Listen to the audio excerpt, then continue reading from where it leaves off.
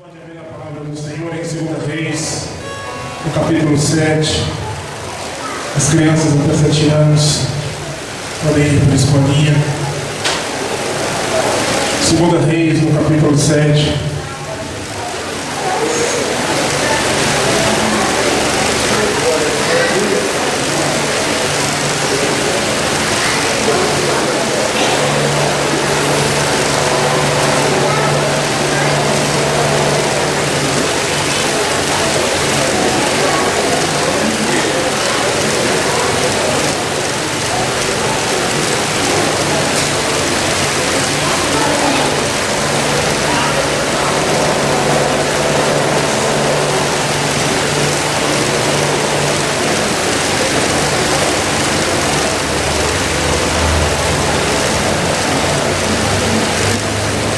Reis, capítulo 7.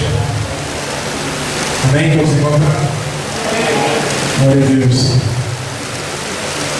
A palavra do Senhor diz assim: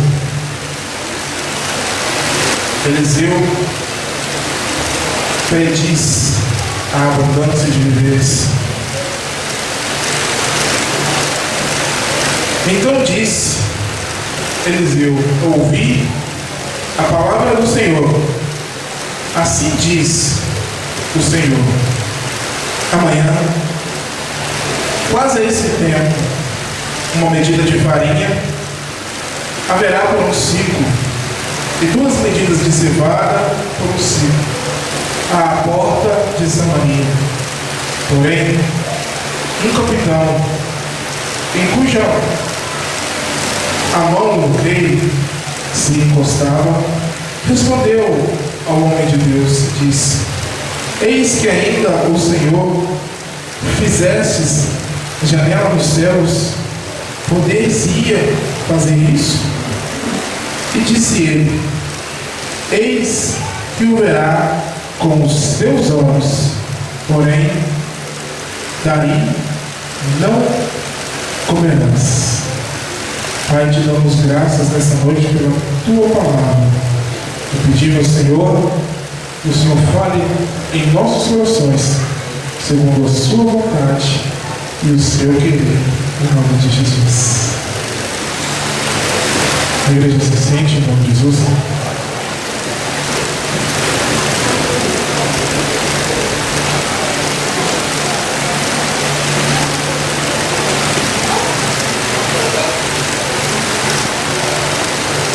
Aleluia. Irmãos, a palavra do Senhor aqui para nós, em 2 Reis, no capítulo 7, diz que um profeta, Eliseu, prediz ali no meio do povo de Deus abundância de viver.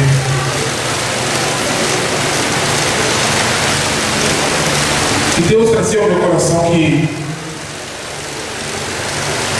Ele quer fazer algo sobrenatural na sua vida nessa noite,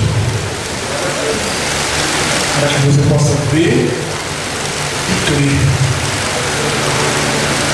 Então, veio a palavra do Senhor a nós nessa noite. E a palavra do Senhor veio primeiro ali a Eliseu, que ouviu a palavra do Senhor e disse, transmitiu a palavra do Senhor. Porém, tinha ali um capitão da guarda do rei, um homem muito próximo ao rei, encostava em suas mãos o rei, então seria um homem muito próximo do rei. Quando o profeta proferiu essas palavras, prontamente ele abriu a sua boca a duvidar. Irmãos, quantas são as vezes que Deus traz algo para a nossa vida? Deus traz uma revelação ao nosso coração dentro da palavra e nós ouvimos. À medida em que o pastor ia orando, ia falando aqui, o testemunho a qual ele falava, que ele disse pela manhã também, sobre este moço. Imagine-se hoje no lugar, coloque-se no lugar deste moço, com um filho em ver todas as suas contas a pagar, e tendo que fazer uma escolha entre dizimar, ofertar, primiciar ou comprar remédios para o seu filho. Nós, na nossa concepção, na nossa natureza humana, faríamos essa escolha. Mas se primeiramente nós fôssemos carnais, porque nem há de ser uma escolha, porque primeiramente você tira o seu dízimo, sua oferta, sua primícia, primeiro, e depois as outras coisas. Então não teria como questionar se você ia dar o seu dízimo ou se você ia comprar um remédio, porque o seu dízimo está em primeiro lugar. Trazer o seu tributo à casa do tesouro. Mas então acontece uma situação similar para conosco. E nós estamos aqui, sempre ouvimos a palavra do Senhor, nós sabemos os caminhos, sabemos o caminho a seguir. Mas então por que muitas das vezes nós vacilamos em meio à nossa fé? Nós agimos segundo a carne humana, segundo o homem, e não segundo a vontade de Deus. Porque há situações que vêm em nossa vida para que muitas pessoas vejam e creiam no poder e no milagre de Deus. Aquilo que Deus, Ele foi, é e sempre será. Mas aí nós, assim como esse capitão da guarda, o que fala mais alto, o que fala primeiro é o homem. Então questionamos, duvidamos, vacilamos em meio à nossa fé. E muitas das vezes por isso deixamos de receber as maravilhas do Senhor, do sobrenatural de Deus. Porque quando eu dizia ali o pastor, Deus me falava que algumas pessoas passam por essa situação de formas diferentes aqui nessa noite. E eu queria trazer nessa noite uma palavra para a sua vida, para que você tivesse fé de agir e andar no sobrenatural, não segundo a sua natureza humana. Porque veio a palavra do Senhor a esse profeta, e ele transmitiu aquela palavra, mas primeiramente, aquele capitão da guarda, ele não olhou, ele não recebeu aquela palavra com os olhos da fé.